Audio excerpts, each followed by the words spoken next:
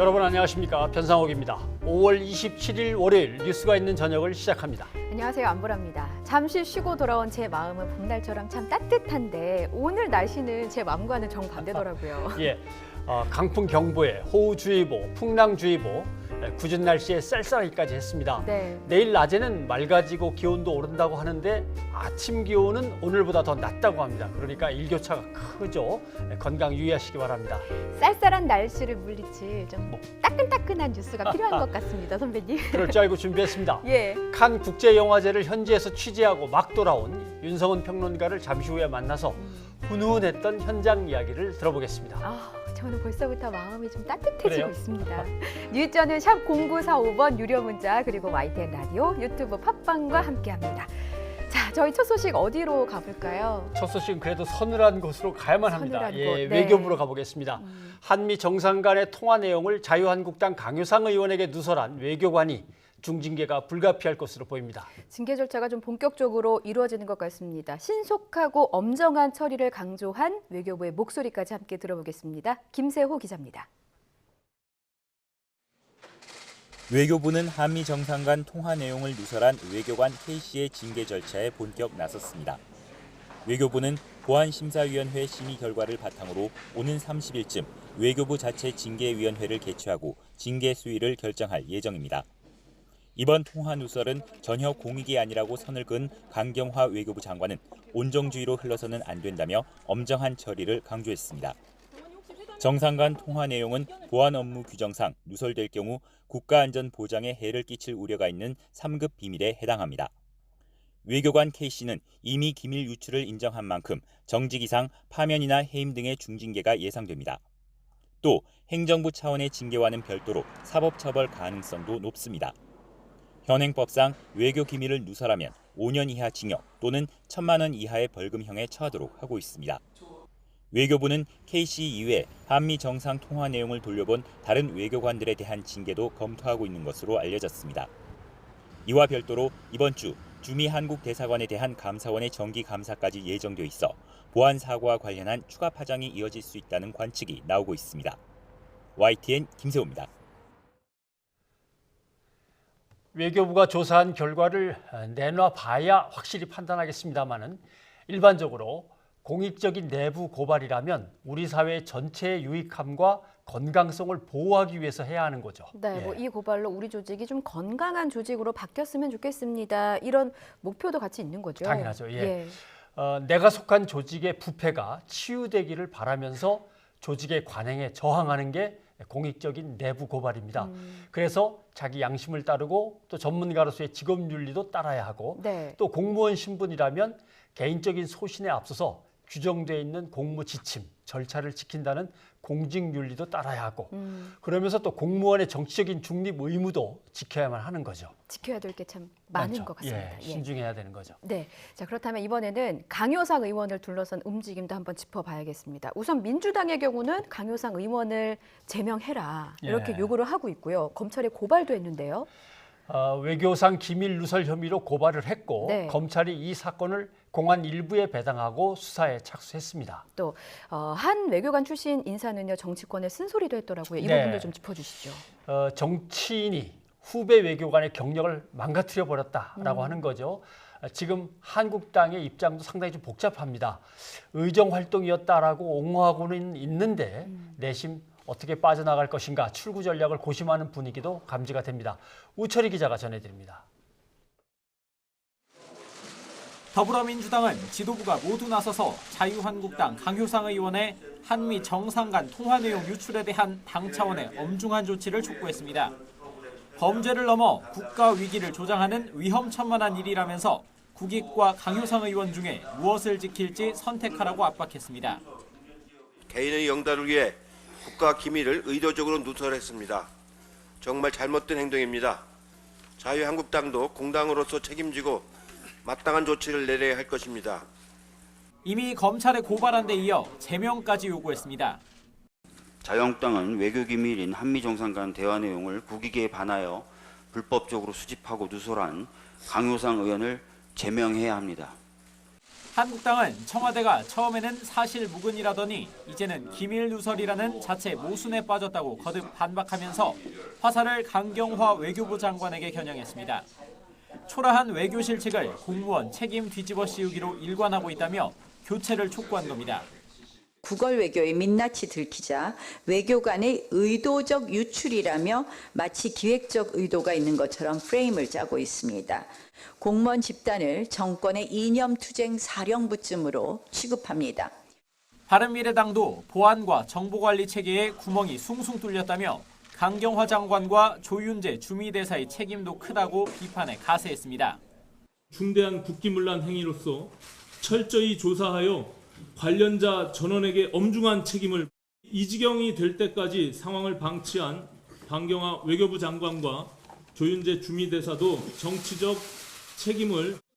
하지만 당내뿐만 아니라 천영우 전 청와대 외교안보수석, 반기문 전 유엔 사무총장 등 보수 성향 외교 전문가들 사이에서도 비판이 나오자 한국당에서도 곤혹스러운 분위기가 감지되고 있습니다. 정치인이 또 결과론적으로 보면은 후배의 경력을 완전히 이제 망가뜨렸다. 국민의 알 권리라고 한 것은 수긍이 안 됩니다. 계속되는 논란에 황교안 대표는 강효상 의원이 통화 내역을 입수한 경위, 한미동맹과 국익 등에 미치는 영향 등을 확인해 보겠다고 밝혔습니다. YTN 우철입니다. 자유한국당의 장외 투쟁도 끝났고 이제 좀 일하는 국회를 볼 수 있나 했는데 뭐라도 좀 한 발짝 진전이 있지 않을까 했는데 뭔가 섣부른 저의 기대였던 걸까요? 뭐 사실상 제자리입니다. 네. 한국당으로서는 여론의 비난을 피해 보려고 장외 투쟁을 마무리하긴 했는데 네. 아직 싸움을 접을 단계는 아니라고 판단하고 있는 거겠죠. 그래서 정책 투쟁이라고 이름을 바꿨고 그러나 국정은 진척되는 것이 없고 그렇습니다. 여야 간에 가시적인 설전만 가득합니다. 찬정윤 기자의 보도를 확인하시죠. 자유한국당의 장외투쟁에 맞서 이른바 맞불 민생 투어를 벌이고 있는 더불어민주당 지도부가 중소기업을 찾아 간담회를 열었습니다. 현장에는 정부와 금융업계 관계자들도 함께 참석해 업체들의 어려움을 들었는데 추경 예산이 통과가 안 돼 시급한 자금 지원이 막혀 있다며 국회 일정을 거부하고 있는 한국당을 압박했습니다. 제1야당의 태업으로 국회 일정이 정상화되지 못하고 있습니다.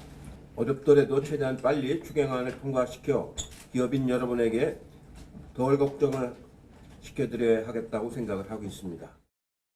반면 3주간의 장외 일정을 마무리한 자유한국당 황교안 대표는 정부의 각종 정책에 분노하고 있는 민심을 확인했다며 앞으로는 정책 투쟁에 나서겠다고 밝혔습니다. 그러면서도 국회를 열기 위해서는 청와대가 1:1 영수회담을 수용해야 한다며 기존의 주장을 굽히지 않았습니다. 국회가 이렇게 열리지 못하게 그렇게 한 것은 누구 책임인가? 결국 문재인 대통령과 여당의 책임 아닙니까? 국회 정상화를 위한 해법을 찾지 못하면서 여권 안팎에서는 추경안 통과를 위해서라도 한국당에 복귀 명분을 줄 필요가 있다는 지적도 나옵니다. 청와대 핵심 관계자는 문 대통령과 여야 지도부의 회담이 이른 시일 내에 순리에 맞는 방식으로 이루어지길 기대한다며 현재 국회에서 다양한 의견 교환이 이루어지는 것으로 안다고 말했습니다. 하지만 여전히 1:1이냐 1:5냐 회담 방식을 놓고 이견을 좁히지 못하면서 난항을 겪고 있는 것으로 전해졌습니다. 여권 관계자는 현재 물밑 대화는 물론 통화도 제대로 이루어지지 않고 있다며 정치가 사라진 상태라고 토로했습니다. 여야 모두 강경 대응을 요구하는 내부 목소리가 거센 상황에서 전국해법을 풀기 위한 실마리를 찾지 못하고 있습니다. 정치는 사라지고 거센 말싸움만 오가는 동안에 피해는 고스란히 국민에게 돌아간다는 지적을 무겁게 받아들여야 할 것입니다. YTN 차정은입니다. 네, 다음 소식입니다. 우리 만남은 우연이 아니야, 우연이야. 지난주 두 사람의 만남이 논란이 되고 있습니다. 누구겠습니까? 야, 저 맞추면 상품이 있습니까?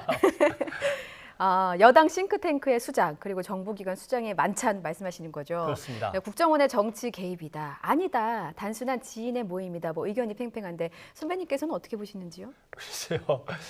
그 자리에 있었으면 뭐 확실하게 파악을 할 텐데. 예. 그래도 지금 이 시점에서 신중하지 못했다라고 하는 지적을 피하기는 좀 어려울 것 같습니다. 김명수 기자의 보도 함께 보시죠. 서울 논현동 식당가에서 두 남성이 나란히 걸어 나옵니다. 기다리는 차 문을 열어놓고 한참 동안 얘기를 나누기도 합니다. 최근 임명된 양정철 민주연구원장과 서훈 국정원장으로 지난 21일 두 사람이 한정식 집에서 만찬을 겸한 회동을 한 것으로 확인됐습니다. 내년 총선을 앞두고 여당 싱크탱크 수장과 국가정보기관 총책임자의 만남 자체가 부적절했다는 비판이 이어지자 양 원장이 해명에 나섰지만 독배가 아니고 저 지인들하고 같이 일행들하고 이제 만나는 그런 식사 자리였고요. 뭐 다른 일행이 있는데 무슨 뭐 긴밀하게 뭐 얘기가 나올 수 있겠어요. 야당은 국정원의 정치 개입이 의심된다며 국회 정보위원회 소집까지 요구하는 등 거세게 반발했습니다. 청와대발 권력형 공천의 칼바람이 불어오고 있습니다. 당내 충성 경쟁이라도 시키려고 결국 공천 실세와 정보 실세가 만난 것 아닌가. 정치 개입의 의혹을 살 소지가 충분합니다. 과거 국정원의 총선 개입이 떠오르는 청와대 핵심 관계자는 따로 논평할 사안이 아니라고 선을 그으면서 국정원의 정치 개입이라는 야권의 비판에 대해서는 언급할 필요를 못 느낀다고 일축했습니다. 다만 여당 중진 의원은 본인 의지와 달리 양 원장의 위치가 높아진 만큼 무게감을 가질 필요가 있다고 지적하는 등 여권 내에서도 우려의 목소리가 나오고 있습니다. 대통령의 최측근으로 꼽히는 양 원장은 대선 이후 2년 만에 정치 일선에 복귀하면서 일성으로 총선 승리를 꼽았고 문재인 정부는 역대 어느 정권 때보다 국정원의 정치 개입 금지 등 권력기관 개혁을 강조해왔습니다. 그런 만큼 경위가 어찌됐든 이번 만남이 신중하지 못했다는 지적을 피하기는 어려워 보입니다. YTN 김명수입니다. 문재인 대통령의 탄핵을 요구하는 청와대 국민청원이 참여자 20만 명을 넘어섰습니다. 지난달 30일 글을 올린 청원자는 문 대통령이 북한의 핵 개발을 방치하고 북한 정권의 강제 노동과 고문 등을 공론화하지 않고 있다면서 국회의원들이 문 대통령을 탄핵 소추해야 된다고 주장을 했습니다. 청와대 국민청원 게시판에 좀 정치적 청원들이 몰리는 것 아닌가 뭐 이렇게 생각하는 분들도 있으실 것 같아요. 뭐 자유한국당 해산청원 있었고 예. 더불어민주당 해산청원도 있었는데 이 두 청원도 사실 정치적이라고 볼 수는 있는데 그래도 정당 해산 청구권을 정부가 갖고 있으니까 청와대에 올린다. 이건 이해를 하겠습니다. 그러나 대통령 탄핵을 국회의원들이 소추하라. 그러면 국회에다가 탄원을 하든지 아니면 헌법재판소에 헌법소원을 내야 되는데 이걸 또 청와대에 올렸단 말이죠. 그래도 답을 해야 되는 건가요? 청와대 소관이 아니니까 아니라고 답을 뭐 정직하게 하면 되는데 미국 백악관의 정책 탄원 인터넷 게시판이 워드피플이라고 있어요. 여기에서 보면은 정책 개선 사항이 아닌 다른 거를 물어볼 때 또는 선출직 공무원에 대해서 내려라 말아라 할 때 또는 사법부나 지방자치단체 그리고 행정기관이 직접 처리해야 될 문제일 경우에는 백악관이 답변을 거부할 수도 있습니다. 우리도 국민청원 게시판이 너무 저렇게 정치 색깔이나 여러 가지 뭐 복잡한 문제들로 또 불필요한 문제들로 어지러워지면은 개선을 해야 될 것 같습니다. 자, 그렇다면 이번에는 대통령의 국정평가는 어떨지 한번 살펴보겠습니다. 살펴보죠. 문재인 대통령이 국정 수행을 잘하고 있다는 평가가 지난 2월 이후 13주 만에 50%를 회복했다는 여론조사 결과가 나왔습니다. 우선 그래픽으로 이해를 좀 돕겠습니다. 그래픽 보시면요. YTN이 여론조사기관 리얼미터에 의뢰했고요. 5월 3주차 조사 결과입니다. 우선 국정 수행에 대한 긍정평가가 일주일 전보다 0.6%포인트 오른 50%로 나타났고요. 부정평가는 45.6%였습니다. 4주째 긍정평가가 부정평가를 앞서는 결과입니다. 그리고 부산, 울산, 경남, 서울의 50대, 20대에서 긍정평가가 많아졌고 부정평가가 늘어난 계층은 60대 이상과 30대 진보층이었습니다. 예. 자, 이번에는 정당 지지율 보시겠습니다. 민주당은 떨어졌고요. 자유한국당은 올랐네요. 네. 예. 한 주 동안의 변화인데 더불어민주당의 지지율은 39.3%였습니다. 전주보다 3%포인트 하락했고 예. 자유한국당은 31.9%, 전주보다 0.8%포인트 상승했습니다. 네, 11%포인트 차이로 벌어졌던 두 정당의 지지율 격차가 7.4%포인트로 좁혀졌습니다. 자, 이번 조사는 지난 20일부터 24일까지 전국 성인 남녀 2,500여 명을 대상으로 이루어졌고요. 자세한 내용은 리얼미터와 중앙선거 여론조사 심의위원회 홈페이지에서 확인하실 수 있습니다. 선배님 혹시 정년 60세에 대해서 어떻게 생각하시는지요? 60세인 사람으로서 예. 60세가 된다고 해서 강제로 일자리에서 퇴출당한다는 건 평등권, 예. 행복 추구권, 예. 그다음에 직업 선택의 자유를 제한하는 것이라고 생각합니다. 유독 힘이 실린 것을 제가 느꼈습니다, 선배님. 사실 고령화도 급속히 진행이 되고 있고요. 예. 또 어르신들의 복지 같은 부분도 생각하면 이게 개선해야 될 문제이긴 한데 역시나 좀 비용이 걸립니다. 예. 청년들의 일자리 문제도 있고요. 그렇죠. 다양한 계층, 연령을 두루 고려해야 하는 정부로서는 이게 쉽게 접근하기는 참 어려운 문제입니다. 예. 자, 그럼 다음 달 기재부가 이 범정부 인구정책 태스크포스 1차 논의 결과를 발표할 예정인데 여기서 어떤 내용이 포함이 될까요? 1차 논의 결과에는 정년을 65세로 연장하는 방안은 포함되지 않을 거라고 지금 밝히고 있는 거죠. 예. 현재 60세인 정년을 더 연장하는 방안은 장기적인 검토가 필요하다는 겁니다. 예. 대신 60세 정년을 맞은 노인에게, 노인이라고 하기 좀 뭐합니다만 아무튼 예. 해당자에게 어르신에게. 네. 재계약 등을 통한 지속적인 고용을 제공하고 그에 대한 인센티브 등을 중심으로 해서 단기적인 논의 결과가 포함될 것이다. 이렇게 설명하고 있죠. 아, 그렇군요. 네.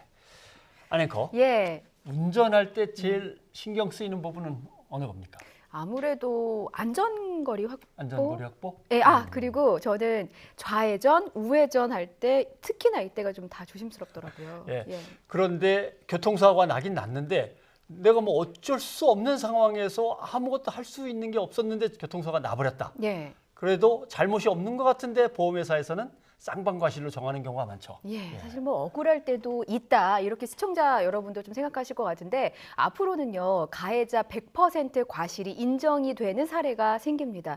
물론 안전운전이 뭐 최우선이고요. 그렇죠. 예, 금융위원회와 금융감독원의 조치를 좀 자세히 설명드리겠습니다. 일단 예측이 어려운 교통사고가 발생했을 때 가해자 일반 과실을 적용하도록 과실 비율 기준 22개를 신설하고요. 기존 인정 기준 11개를 변경하기로 했습니다.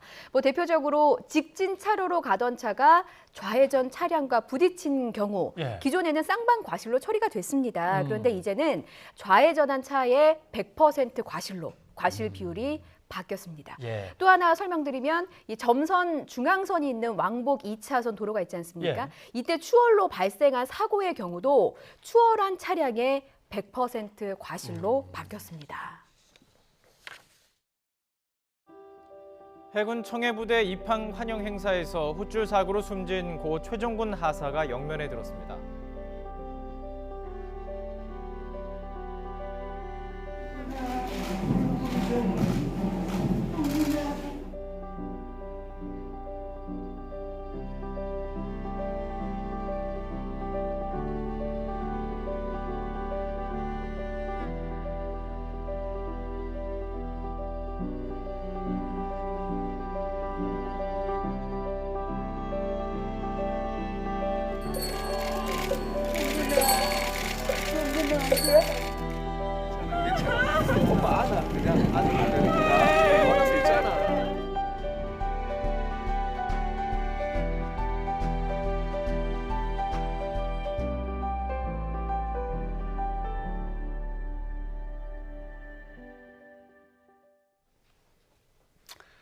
네, 이어서 브리핑이 있는 저녁 시간입니다. 중요한 사건, 사고 소식을 이연아 기자와 함께 알아보겠습니다.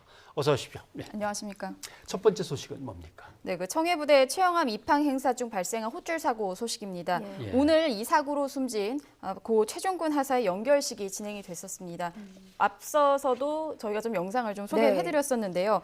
해군은 이 최병장에 대한 순직을 결정하고 하사로 1계급 특진을 추서했습니다. 네. 이 최 하사의 빈소가 차려진 진해 해군 해양의료원에는 많은 조문객들이 찾아 순직을 애도하는 모습이었습니다. 네, 너무 안타까운 소식이 제대 한 달을 앞두고 네. 이런 변을 당했더라고 하더라고요. 네. 예.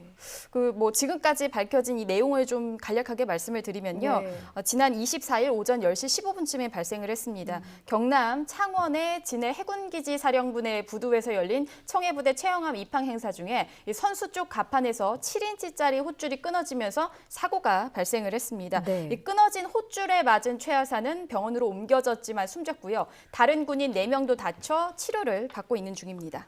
네, 위험한 지역에서의 임무도 무사히 마치고 돌아왔는데 네. 돌아온 그 배 위에서의 사고라니까 정말 안타깝거든요. 예.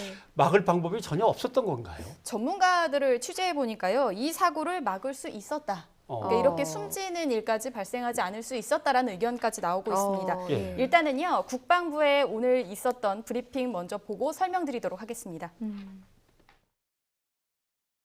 그럼 호출 작업을 위해 투입된 인력들에게 보호 장구나 안전 장비 등이 무엇이 있나요? 안전장구는 그 카포크 자켓하고 그리고 안전모를 착용합니다. 당시에 정복 차림이라고 했는데 그러면 착용하지 않은 거는 어떻게 된 이유죠? 당시에는 아마 입항 후에 헛줄 보통 함정이 정박하면 헛줄을 6개를 거는데 6개 헛줄을 다 연결을 하고 현문 사다리까지 내려서 입항한 상태였던 것으로 알고 있습니다. 네, 지금 약간 생소한 용어가 있으실 것 예. 같아서 좀 네. 설명을 해드리면 현무사다리라는 단어, 이것은 예. 뭐냐면 선박이 정박할 때 육상으로 연결하는 통로입니다. 그런데 방금 이제 브리핑에서도 들으셨지만요, 오세성 해군 중령이 얘기하기를 이미 입항한 상태였다라고 예. 얘기를 합니다. 예. 그런데 이 사고는요, 헛줄 보강 작업을 할 때 발생을 했습니다. 예. 그렇다면은 이제 좀 더 취재를 해보니까 헛줄 보강 작업은 언제 하냐?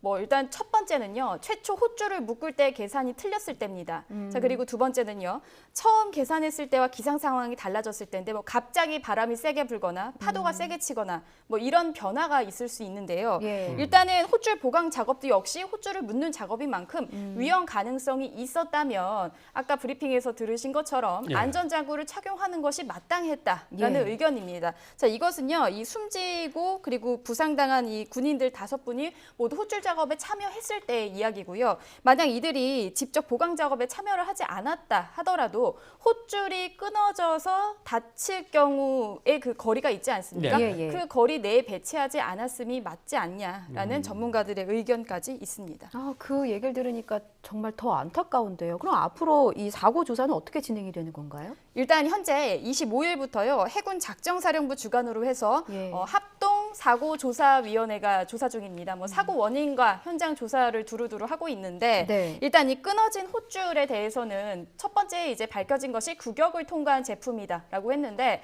이것이 정말 정해진 규격대로 들어갔는지는 정밀 조사를 해서 밝혀질 필요가 있고요. 예. 또 다른 함정 헛줄은 끊어질 가능성이 없는지 이것도 살펴봐야 합니다. 자, 그리고 이 사고 사실 앵커께서 잠깐 말씀을 하셨지만요, 6개월 그 소말리아 아덴만 파병 임무 수행 후에 이것을 다 마치고 나서 입행할 때 사고가 터졌습니다. 예. 자, 그렇다면은 출항 때도 이 같은 위치에 같은 함정에 같은 헛줄을 사용했을 것인데 정말 이번이 뭐가 문제인지 뭐 전문가들 일부는요, 방산 비리까지 문제를 제기하고 있는 예. 상황입니다. 그렇기 때문에 이 부분에 대해서는 좀 광범위하고 정확한 조사가 필요해 보입니다. 네, 또 다른 함정들의 문제도 있을 수 있으니까 네. 이번에 제대로 조사가 되어야겠죠. 다음 소식은 뭡니까? 네, 숙명여고 문제 유출 사건 관련 소식입니다. 검찰이요, 시험 문제와 정답을 유출한 숙명여고 전 교무부장에 대해서 이 사건에 대해 항소를 했습니다. 예. 앞서 서울중앙지법은 숙명여고 전 교무부장 A씨의 업무방해 혐의를 유죄로 인정해서 징역 3년 6개월을 선고했습니다. 예. 그런데 검찰이 오늘 이 1심 선고형이 낮다라고 하면서 항소를 한 겁니다. 자, 검찰 측의 입장은 이렇습니다. 죄질이 극히 불량하고 불법이 매우 중해 사회에 미친 해악과 충격이 크고 끝까지 반성하지 않는 태도 등을 고려할 때 1심 선고형이 낮다라고 밝혔는데 검찰의 구형량은 앞서서 징역 7년이었습니다. 검찰의 이 구형을 보면서 설명한 걸 보면은 사회에 미친 해악과 충격이 크다 이렇게 얘기를 했는데 사실 그때 당시 보도가 전해졌을 때 많은 뭐 학부모들도 마찬가지고 수많은 입시생이 참 공분을 했었습니다. 그랬죠. 이 숙명여고 문제 유출 사건 처음부터 좀 간략하게 좀 정리를 좀 해볼까요? 네, 그 당시 숙명여고 교무부장이었던 A 씨는요 교내 정기고사 답안을 같은 학교에 다니던 자신의 쌍둥이 딸들에게 알려준 혐의를 받고 있습니다. 자, 그런데 앞서 검찰 조사에서 이 A 씨가 어떻게 알려졌나 시점을 봤더니 2017년 1학년 1학기 기말고사부터요. 지난해 2학년 1학기 기말고사까지 총 5번에 걸쳐 범행이 이뤄진 것으로 드러났습니다. 자, 이런 A씨 범행 덕분에 딸들 쌍둥이 자매는 성적이 실제로 급상승했습니다. 검찰 조사에서 이제 밝혀진 것 중에 보면은 쌍둥이 중 언니의 경우는요. 1학년 1학기 전체 석차가 100등 바깥이었는데 2학년 1학기 때 인문계 1등으로 상승합니다. 동생 역시요. 50등 바뀌던 성적이 자연계 1등을 기록했습니다. 뭐 이런 결과를 근거로 법원은 A씨에게 이제 징역 3년 6개월 실형을 선고한 겁니다. 특히 법원이 좀 눈여겨봤던 것 중 하나는요. A씨가 가진 교무부장 지위 그리고 이 정기고사 답안을 결제하고 시험지 보관 그 금고에 대한 비밀번호를 알고 있는 점도 주목을 했습니다. 그런데 아까도 짧게 말씀드렸지만 A씨와 두 딸은 오로지 공부를 열심히 해 성적이 오른 것뿐이다라고 하면서 혐의를 부인하고 있습니다.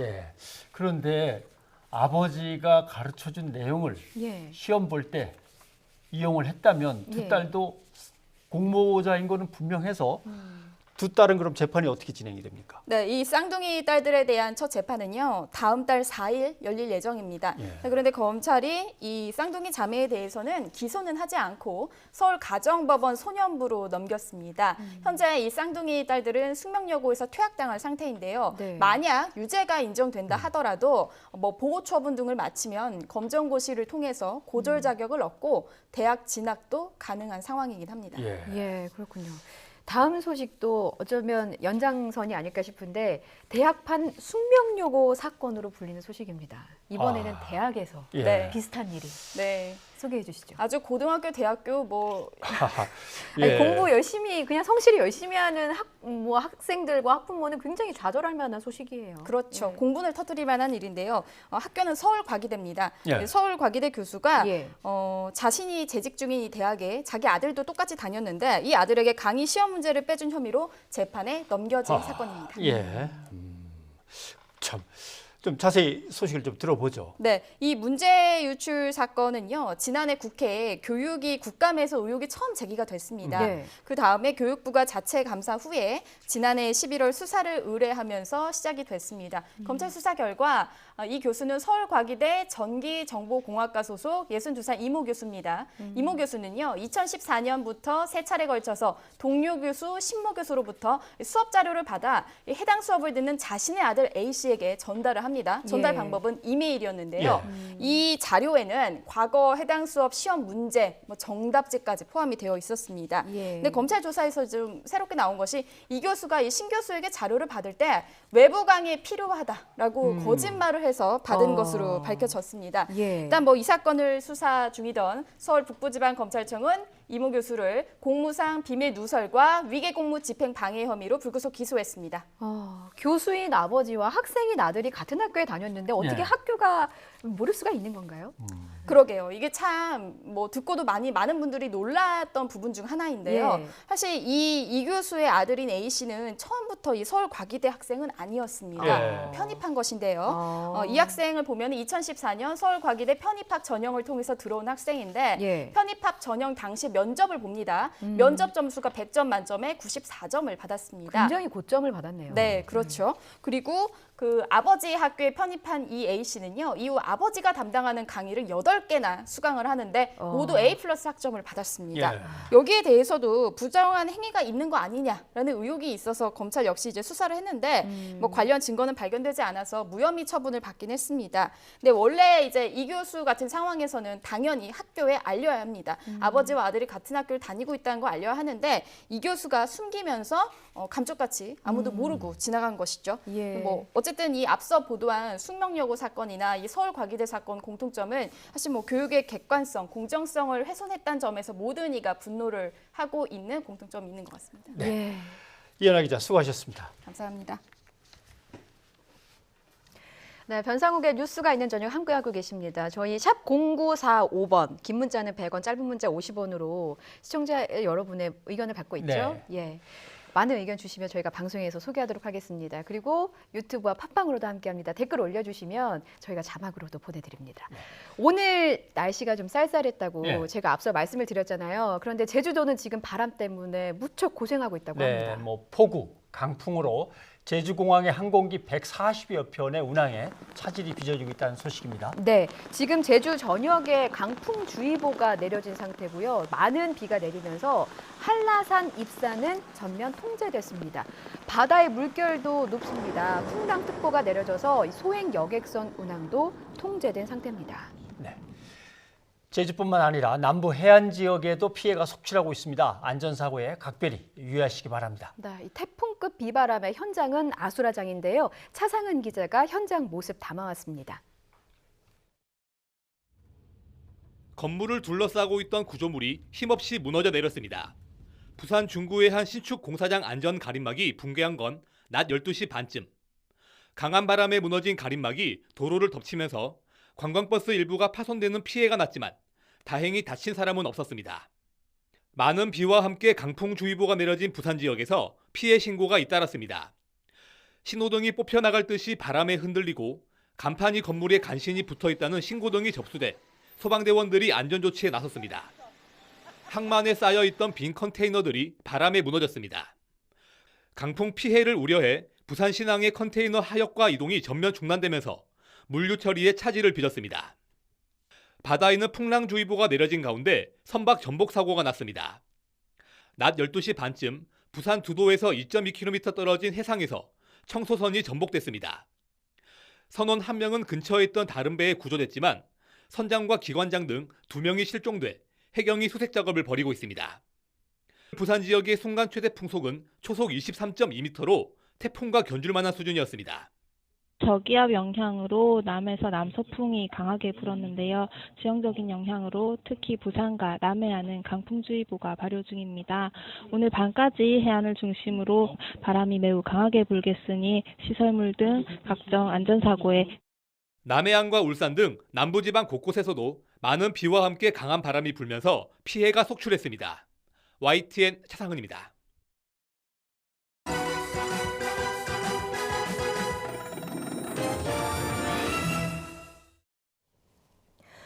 인터넷을 달군 소식 종류 가리지 않고 다 모았습니다. 내 맘대로 탑3. 자, 먼저 한마디 탑3 준비했습니다. 양현석 대표의 성접대 의혹에 대한 YG의 한마디 준비했고요. 이달 안에 꼭 챙겨야 하는 근로장학금 등등 다양한 소식 준비했는데 자, 먼저 이 소식부터 보겠습니다. 한마디 3였습니다. 양현석 대표의 성접대 의혹 사실이 아니다. 어떤 접대도 받지 않았다라는 게 YG의 공식 입장입니다. MBC 탐사기획 스트레이트가 양현석 대표의 성접대 의혹을 집중 추적하겠다고 예고하면서 이 소식 YTN 페이스북을 하루 종일 뜨겁게 달궜습니다. 자, 다음 보시죠. 근로장려금 챙기세요라는 한마디도 YTN 페북에서 누리꾼들의 관심을 많이 받았습니다. 열심히 일하고는 있지만 소득이 너무 적거나 또 어려운 분들은 이달 안에, 그러니까 이번 주 안에 근로장려금 꼭 챙기시기 바랍니다. 대상자 안내문을 받으셨다면 1544-9944번으로 전화하면 쉽게 신청할 수 있고요. 내가 대상인지 아닌지 모르겠다 하시는 분들은 홈택스나 국세청 126번으로 전화하셔서 확인하시면 됩니다. 자, 한마디 1위는요. 구하라 씨를 향한 응원의 댓글입니다. 극단적인 선택을 시도해서 많은 분들이 놀라셨는데요. 구하라, 당신의 잘못이 아니라며 SNS 응원이 이어지고 있고요. 누리꾼들은 연관검색어 지우기 운동도 하면서 상처 깊은 마음을 위로하려고 애쓰고 있습니다. 이렇게 예쁜 미소로 다시 돌아와 주십시오. 네, 이어서 이번에는 순간 포착 탑3 보겠습니다. 하와이에서 실종된 지 17일 만에 극적으로 구조된 미국 여성이 있습니다. 그리고 프랑스 칸에서 펼쳐진 멋진 퍼포먼스까지 준비했습니다. 우선 영상부터 보시죠.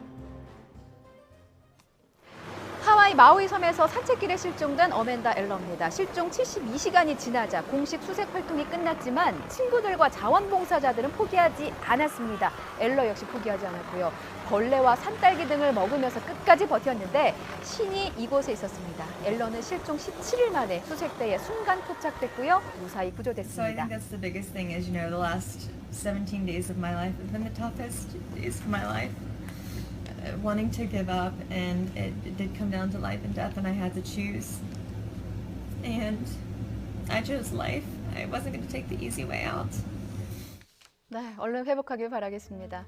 자, 고운 한복이 참 잘 어울립니다. 미국에서 온 6.25 전쟁 참전 용사와 가족들인데요. 지난 24일 6.25 전쟁 68주년을 앞두고 기념 행사가 열렸는데 목숨으로 지킨 나라의 전통 의상을 입어본 소감, 미소 가득한 얼굴로 확인할 수 있습니다. 순간포착 2위였습니다.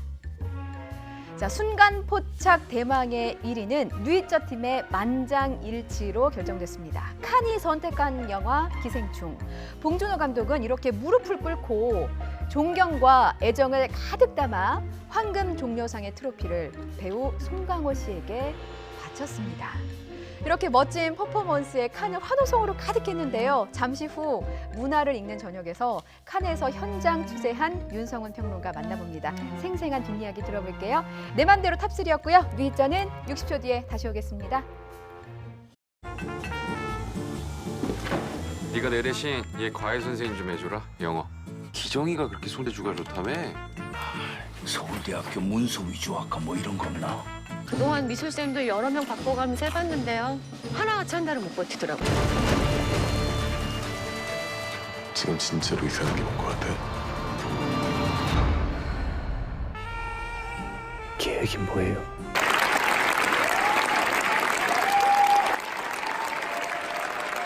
돌아갑시다. 감사합니다. Let's go home. Thank you. Parasite of Bong Joon-ho.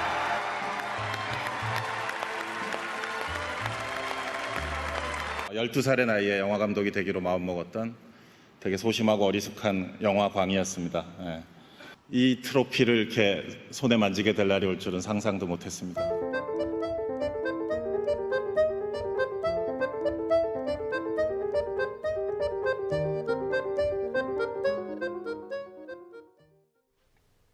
나 이 트로피를 만지게 될 줄은 상상도 못했다. 봉준호 감독님은 상상 못하셨다고 하지만 저희는 네. 사실 상상을 많이 했답니다. 그래요? 예, 문화를 읽는 저녁, 이제는 현실이 된 황금 종려상 이야기를 풀어보겠습니다. 네, 지난 2주간 프랑스 칸에서 영화제 소식을 시시때때로 전해줬던 윤성훈 평론가가 오늘은 비행기를 타고 바로 돌아와서 스튜디오에 나와 있습니다. 고생 많았습니다. 네, 안녕하세요. 시차도 제대로 안 맞아서 뭐 잠도 제대로 못 잤을 텐데. 네, 괜찮습니다. 너무 기쁜 소식을 전할 수 있어서 예. 네, 지금 오늘 막 도착하신 거죠, 이제? 오늘 점심에 도착했습니다. 네. 잠을 많이 못 주무셨을 텐데. 네, 괜찮습니다. 지금 거의 뭐 약을 먹은 것처럼 예. 굉장히 기운이 펄펄 납니다. 이제 좀 하나하나 짚어보죠. 폐막식에서 이렇게 장평 부문 최고 작품상 황금 종려상 수상작으로 네. 기생충의 봉준호 감독 이렇게 발표가 됐을 때 현장에서 지켜보셨잖아요. 네. 그때 어떤 현장 분위기, 희열 어떠셨나요? 네, 그 이제 리메르 극장 시상식이 열리는 리메르 극장에는 이제 그 선택받은 그 예. 인비테이션을 받은 사람들만 들어갈 수 있기 때문에 저는 이제 저희 한국 기자들과 함께 프레스룸에서 영상으로 관람을 했는데요. 일단 저희가 좀 정보를 드리자면은 그 수상을 하는 감독이나 배우들은 일단 레드카펫을 받게 돼 있습니다. 예. 시상식장에 들어가게 되어 있습니다. 그렇기 예. 때문에 일단 온 사람들 중에서 그 상을 안 받는 사람은 없다고 봐야 되겠죠. 대체적으로. 예. 그런데 타란티노 감독이 그 시상식장이 들어섰기 때문에 저희가 상당히 긴장을 했습니다.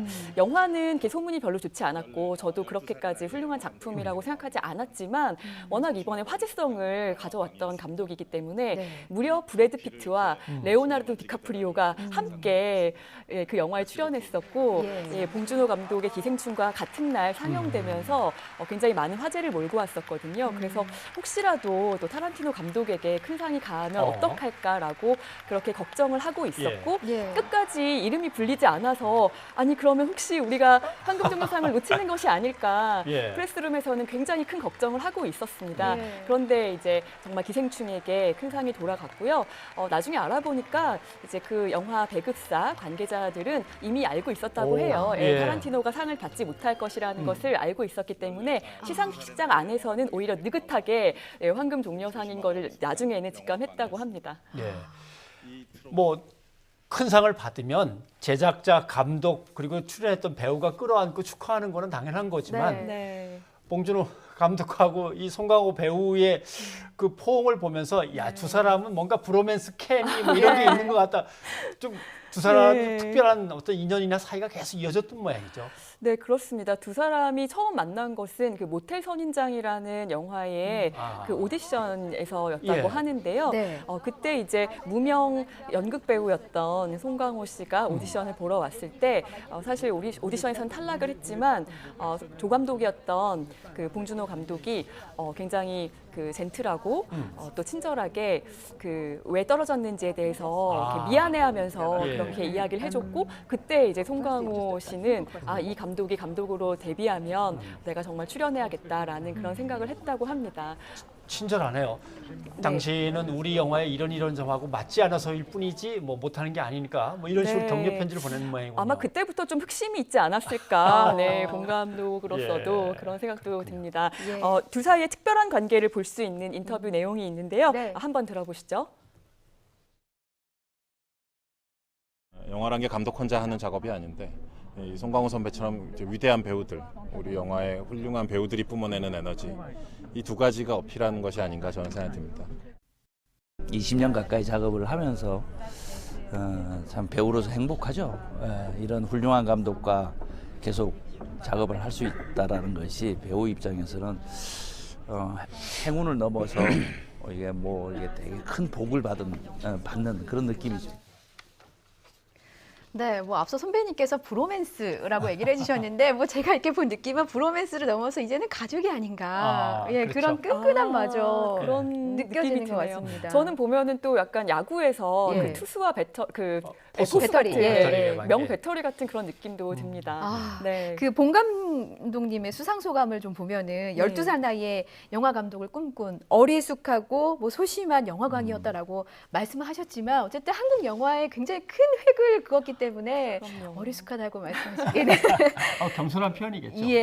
그 봉 감독님이 그간 추구해왔던 작품 스타일이 참 궁금합니다. 왜냐하면 봉준호 자체가 장르다라는 평을 받았기 때문에 이런 스타일이 이제 계속 어떻게 유지가 될지 국제 무대에서 계속 인정을 받을 수 있을지 이 부분을 좀 짚어보고 싶어요. 아마 어떤 감독이라도요, 뭐 아무리 그 실험적이고 예술적인 영화를 만드는 감독이라고 하더라도 이 영화를 남들이 좀 많이 봐줬으면 좋겠다라는 그런 욕구는 다 있을 것 같아요. 그런데 이 봉 감독의 영화가 대체적으로 다 예술성과 대중성을 겸비한 작품들이었죠. 첫 작품인 그 플란다스의 개는 대중들이 많이 알지는 못하지만 아마 보신 분들이라면 이 감독이 대성할 감독이라는 것을 직감하셨을 겁니다. 그래서 이제 그 송강호 씨를 처음으로 캐스팅한 살인의 추억을 통해서 이제 대중들에게 이름을 알리게 됐고요. 그 이후에 뭐 괴물, 설국열차, 옥자 등 이렇게 다양한 작품을 통해서 뭐 개인이 사회를 바라보는 굉장히 날카로우면서도 또 그렇게 냉소적이지는 않은 따뜻한 시선을 담은 작품들을 계속 발표해 왔는데요. 이번에도 이제 뭐 인디아이오라는 매체에서 봉 감독이 하나의 장르다라고 이야기했을 만큼 정말 여러 가지 장르를 재료로 삼아서 자신의 것으로 다시 재창조하는 그런 능력이 뛰어난 감독입니다. 그래요. 봉 감독의 이런 스타일과 이번 수상작 기생충은 어떤 접점이 있습니까?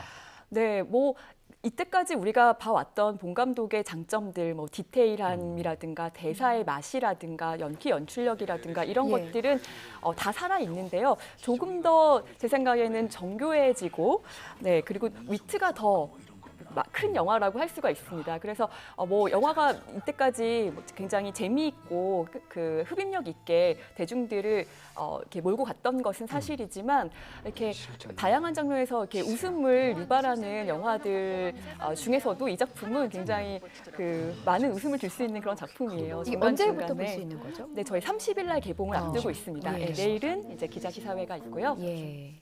본 감독과 경쟁했던 다른 작품들의 특징도 좀 알아야겠습니다. 너무 우리가 본 감독 얘기만 하다 보니까 다른 수상작들은 어땠는지 모르겠습니다. 네, 사실 이번에 뭐 다르덴 형제라든가 페드로 알모도바르 감독이라든가 뭐 이런 감독들 아주 쟁쟁하고 이름이 있는 감독들의 작품이 상영이 됐었는데요. 네.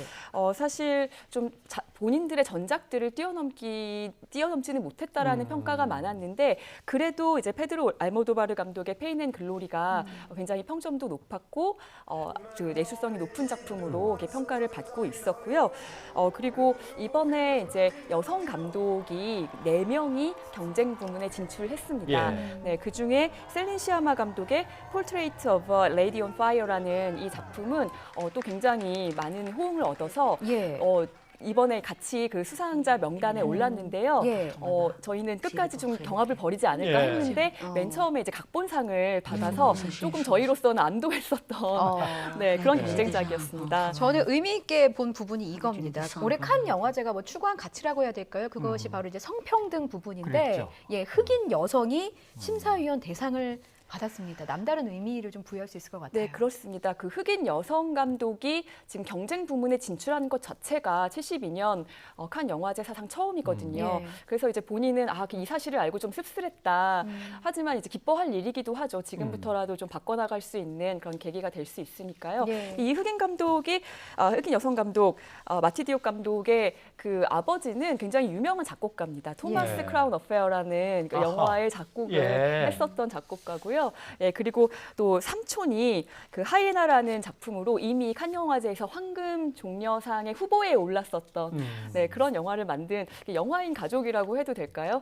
네, 그런 데서 이제 영향을 받아서 아무래도 어릴 때부터 좀 예술적인 감수성이 있었던 것 같고요. 이번에 아틀란티크라는 작품으로 심사위원 대상을 수상하게 됐습니다. 네. 아무튼 우리 영화의 승승장구를 계속 이제 기약하면서 오늘 여기까지 들어야 될 것 같습니다. 윤성원 평론가 고맙습니다. 감사합니다.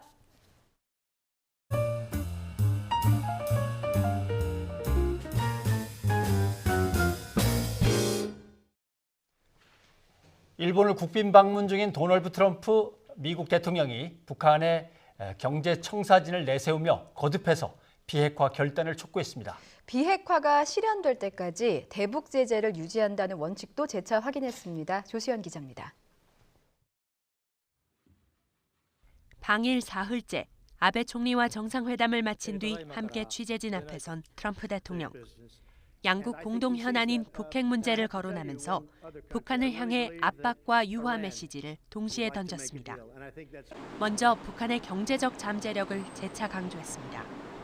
김정은 위원장을 치켜 세우면서 핵무기를 포기하는 올바른 방향으로 나아가리라 믿는다고 말했습니다.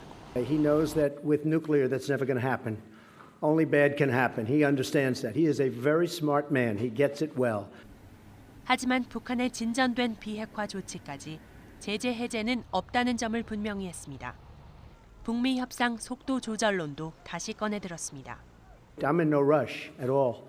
The sanctions remain. We have our hostages back. We, as you know, are getting the remains, continuing to get the remains. A lot of good things are happening. 북한의 최근 단거리 발사체 발사에 대해서는 의미를 축소했습니다. 자신의 대북 정책 성과를 부각함으로써 안팎에서 제기되는 회의론을 불식시키려는 의도로 풀이됩니다.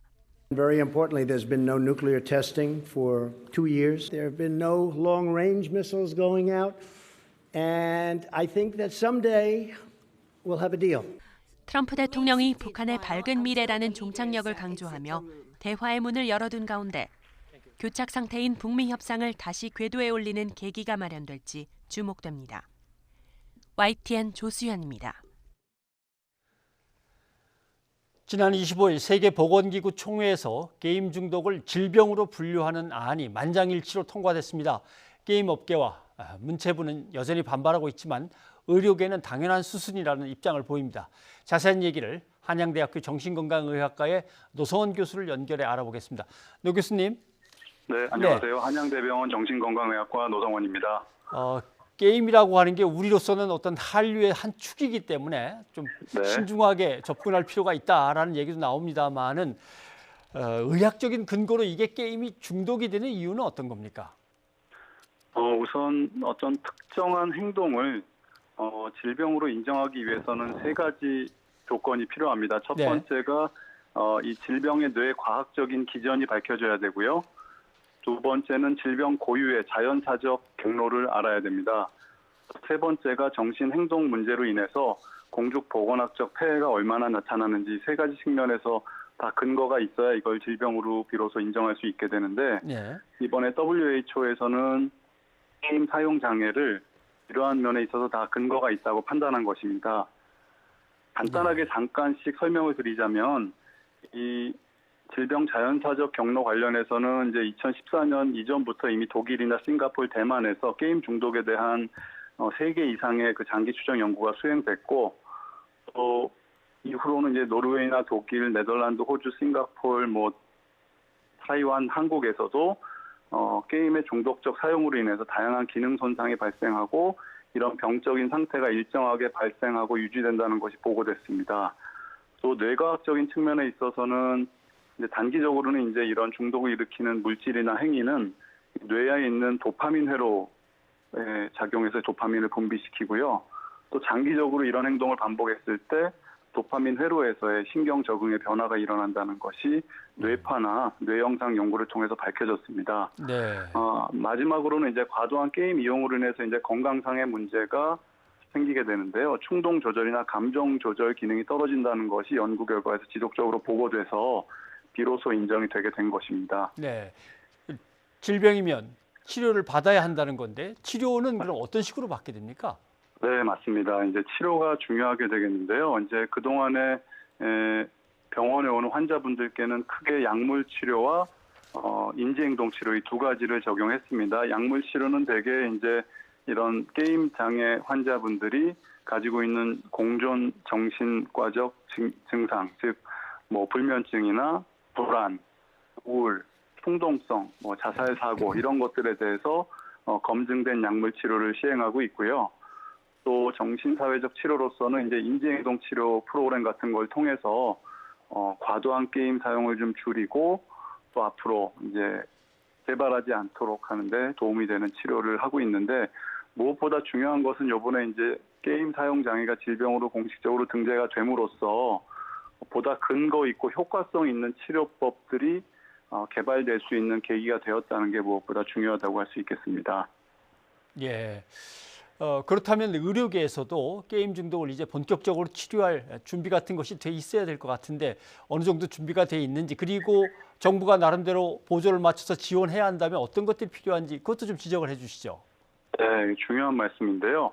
우선 현재까지도 정신보건 전문가들이 어떤 상담 혹은 이제 실무자들에게 치료 매뉴얼이나 프로그램 프로토콜에 대해서 이제 관련된 학회들에서 지속적으로 몇 년간 교육을 해오고 있고 거기에는 정신과 의사뿐만 아니라 간호사, 사회복지사, 임상심리사와 같은 정신보건 전문가들이 이런 치료 프로그램을 적용할 수 있도록 교육하는 프로그램을 현재 시행하고 있고 또 이번 일을 계기로 해서 이제 공동 연구가 더 강화될 것으로 기대합니다. 또 한 가지는 이제 이런 기준이 마련됨으로써 전 세계적으로 공통적으로 같은 기준을 가지고 이제 적용함으로써 객관적인 이제 치료 프로토콜이 나올 수 있다는 점이 있고요. 마지막으로는 이제 정부가 해야 될 일이 여러 가지 있겠지만 무엇보다도 이제 관련된 예산 확보도 필요하겠지만 최근에 이제 게임 업체와 마찬가지로 문화체육관광부에서 많이 이제 우려를 하고 계신데 게임 산업에 대한 걱정만 할 것이 아니라 사실은 비로소 이제 청소년들을 위해서 다양한 문화체육 시설을 이번 기회에 좀 확보하고 확충하는 기회가 됐으면 하는 생각이 들고 또 정부에서는 다양한 국가에서 하는 건강조사 체계 시스템에 이런 건강 검진 체계 안에도 이런 게임 사용 장애에 대한 조사, 연구가 계속 지속적으로 있어야 될 것 같습니다. 알겠습니다. 오늘 여기까지 듣도록 하겠습니다. 한양대학교 노성원 교수님, 도움 말씀 고맙습니다. 네, 감사합니다. 계속해서 다른 소식을 이어가겠습니다. 어제 오늘 연일 인터넷 포털 사이트 검색창을 달군 인물이 있습니다. 가수 효린 씨입니다. 학교 폭력 가해 논란에 휩싸여 있는데요. 최근 연예계 전반에 비슷한 논란이 여러 차례 일고 있어서 이른바 학폭 미투가 시작될 것이라는 가능성도 제기되고 있습니다. 자세한 얘기를 하재근 문화평론가를 연결해 보겠습니다. 하평론가님 안녕하십니까? 예, 안녕하세요. 예, 최근에 이런 사례가 어떤 것들이 있었는지 먼저 한번 정리를 해보고 이야기를 시작해야 될 것 같습니다. 최근에 프로듀스 101이라는 오디션 프로그램에서 연습생 윤서빈 씨가 굉장히 인기를 끌었다가 학교 폭력 가해자 관련 논란이 일어나면서 프로그램에서 하차했죠. 예. 그리고 또 최근에 대세 밴드라고 인기가 있었던 잔나비라는 밴드에서 멤버인 유영현 씨가 이제 논란이 일어나면서 탈퇴를 선언하고 이제 자숙에 들어갔고요. 그리고 이제 효린 씨에 관련된 폭로가 나와서 지금 논란이 진행 중인 상황입니다. 네. 지금 이야기를 들어보면은 상당히 오래전 이야기, 뭐 십몇 년 전 이야기 이렇게 나오는데 이것이 지금 잇따라 논란이 되고 또 피해자들이 계속 나오는 지금의 현상의 이유를 뭐라고 보십니까?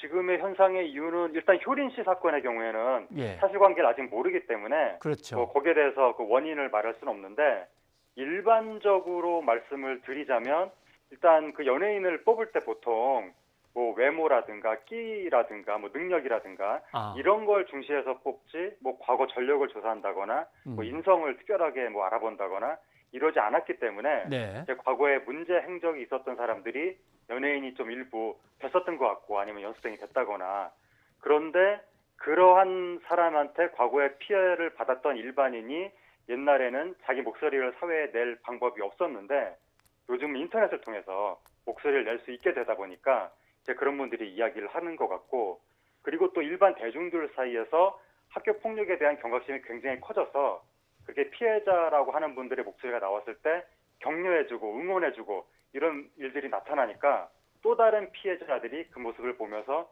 용기를 얻어서 또다시 이야기를 하는 것 같고 그리고 또 이제 이 가해자라는 사람들이 TV에 나와서 프로그램에 나오고 스포트라이트를 받고 이런 것을 보면 이제 피해자분들은 그 자체가 또 다른 상처, 2차 가해를 당하는 것이기 때문에 그런 것이 더욱더 폭로를 하는 원동력으로 작용하는 것 같습니다. 네.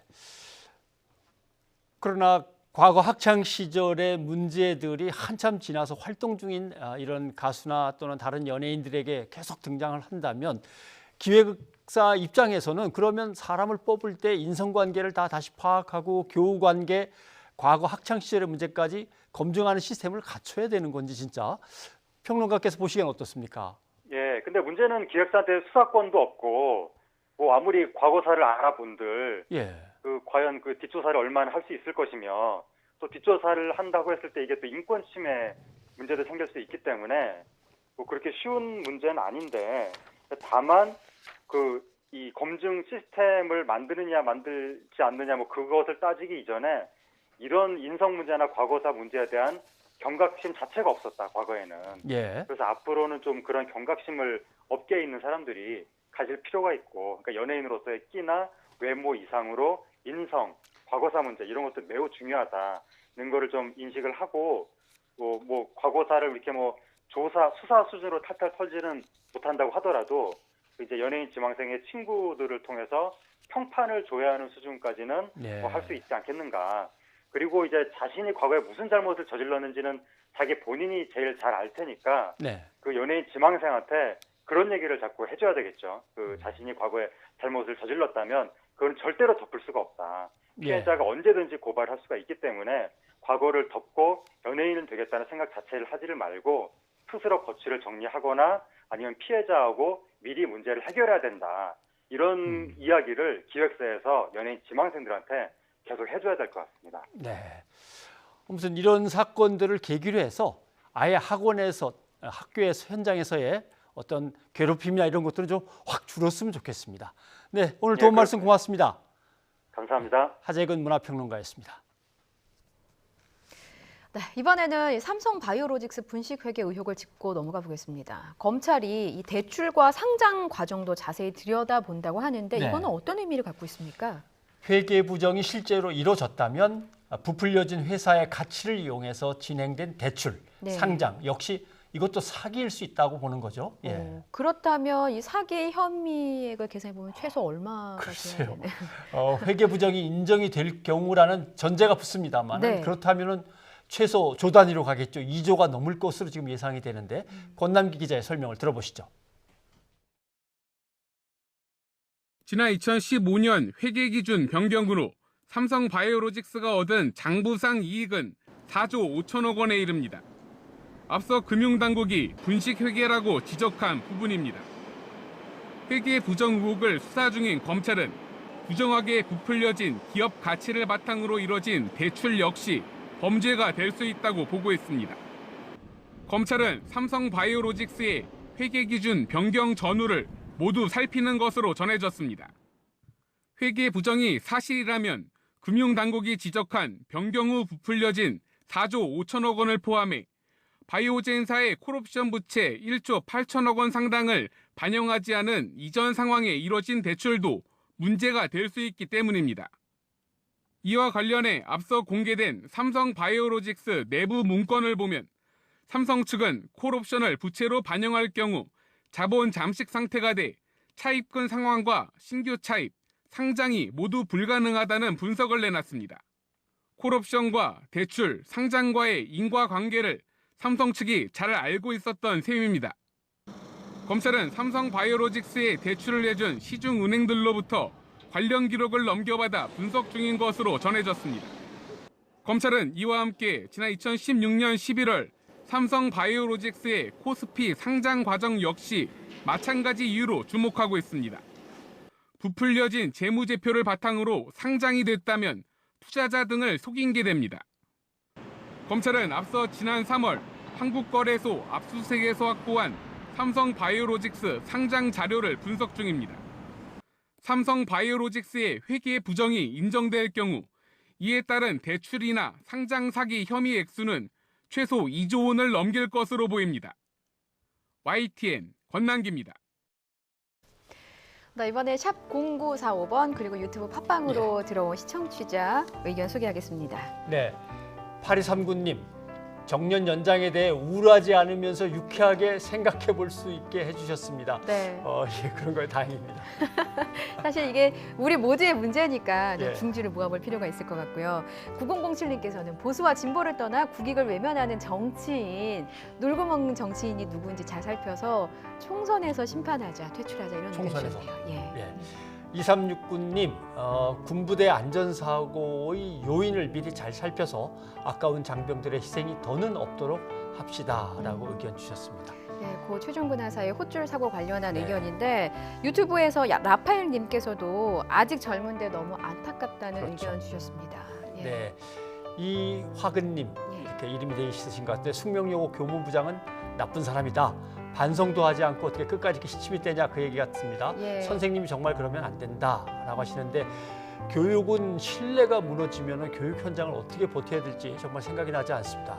정말 중요한 사건인 건 분명하니까 우리 학교 현장을 위해서 다 같이 한번 중지를 모아야 될 것 같습니다. 예. 자, 뉴스가 있는 저녁 오늘 여기서 인사드리겠습니다. 저희는 내일 다시 찾아뵙겠습니다. 여러분 고맙습니다.